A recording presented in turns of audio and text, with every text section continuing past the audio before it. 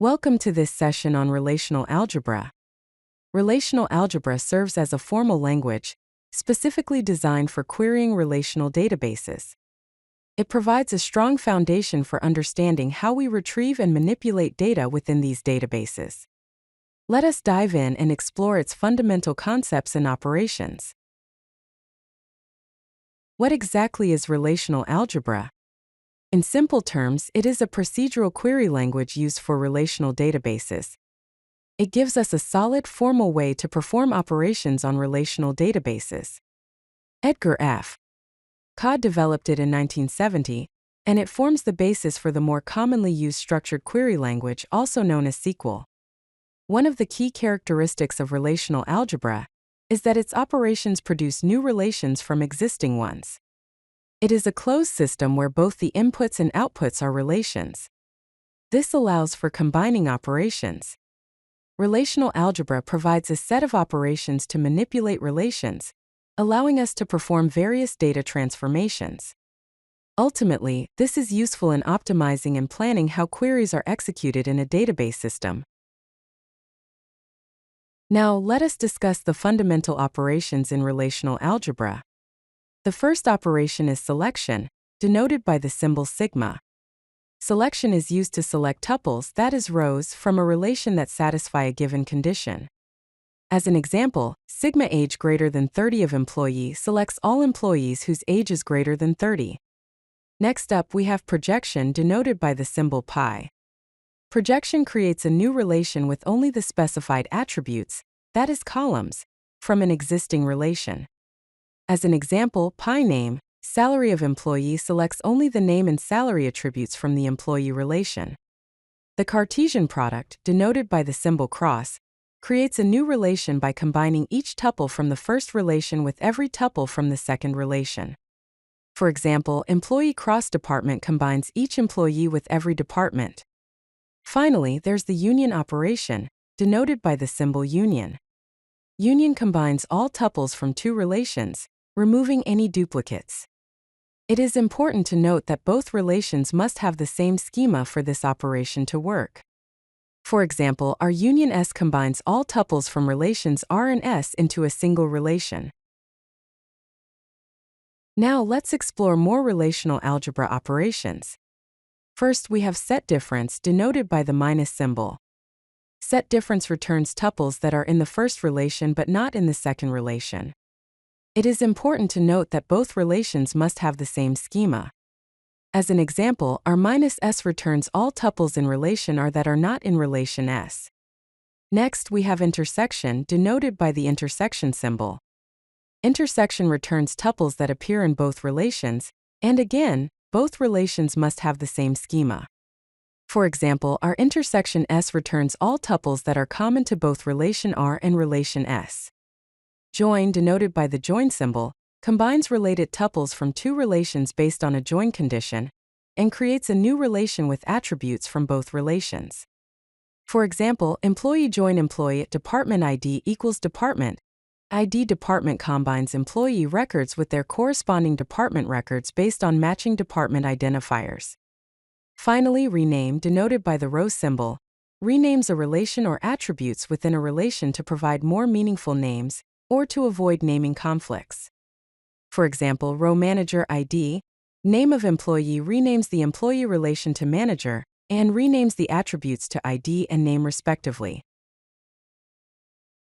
Let's delve deeper into the types of join operations available in relational algebra. There are several variations of joins, each serving a specific purpose. First, there's the natural join, which joins on common attribute names with the same values. Then there is the theta join, which joins based on a specified condition denoted by theta. We also have outer joins, including the left outer join, which keeps all tuples from the left relation, the right outer join, which keeps all tuples from the right relation, and the full outer join, which keeps all tuples from both relations. Let's consider an example of a natural join.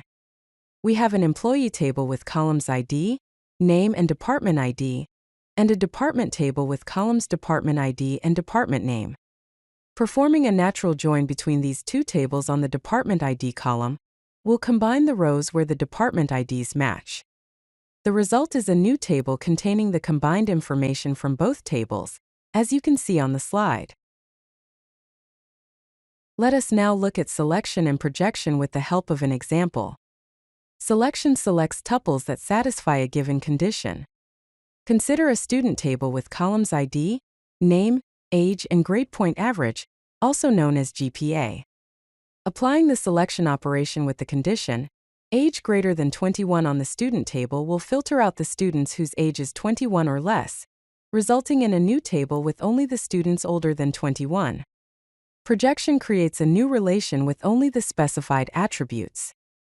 Again, using the student table, if we apply the projection operation to select only the name and GPA attributes, the resulting table will only contain these two columns for all students. Now, let us look at set operations with the help of an example.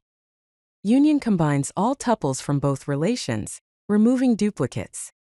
Suppose we have two tables, computer science students and math students. The computer science students table contains the ID and name of students enrolled in computer science courses, while the math students table contains the ID and name of students enrolled in math courses. Applying the union operation to these two tables will merge the records, resulting in a single table containing all unique students from both the computer science and math departments. Intersection returns tuples that appear in both relations.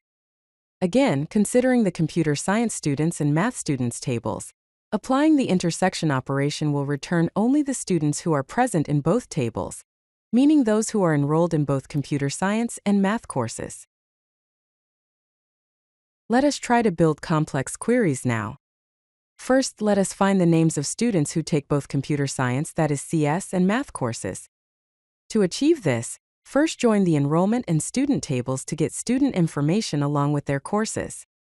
Then, use the selection operation denoted by sigma to filter for courses in the computer science department. After that, use the projection operation denoted by pi to get only the names of students taking computer science courses. Repeat these steps for the math department courses. Finally, use the intersection operation denoted by the intersection symbol to find the students who appear in both results, that is, those who take both computer science and math courses. Let us take another example. Here we are finding the courses with no enrolled students. To do this, first project the course ID and course name from the course table to get all courses. Then, join the course and enrollment tables to get the courses with enrollments. Next, project the course ID and course name from the joined result. Finally, use the set difference operation, denoted by the minus symbol, to find the courses that are in the course table but not in the joined result.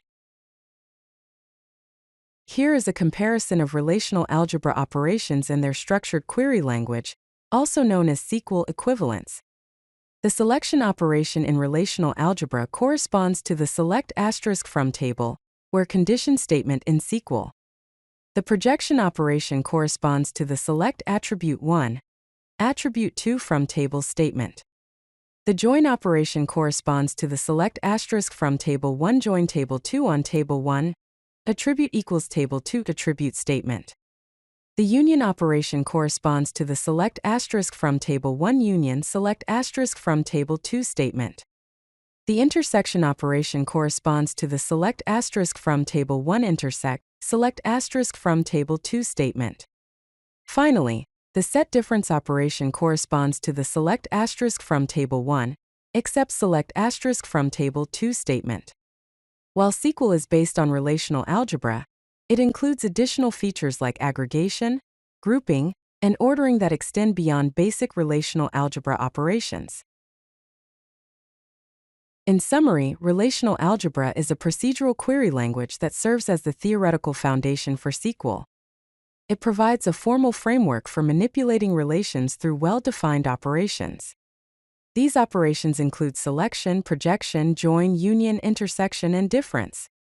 By combining these operations, complex queries can be built. Understanding relational algebra is crucial for query optimization and database design.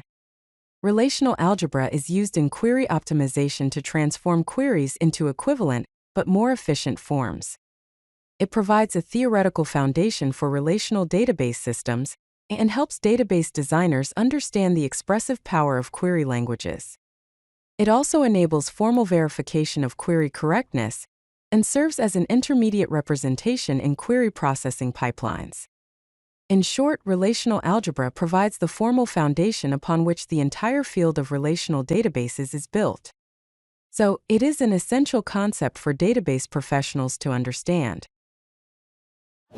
If you like this video, hit that like button and don't forget to subscribe. Visit codelucky.com for more such useful content.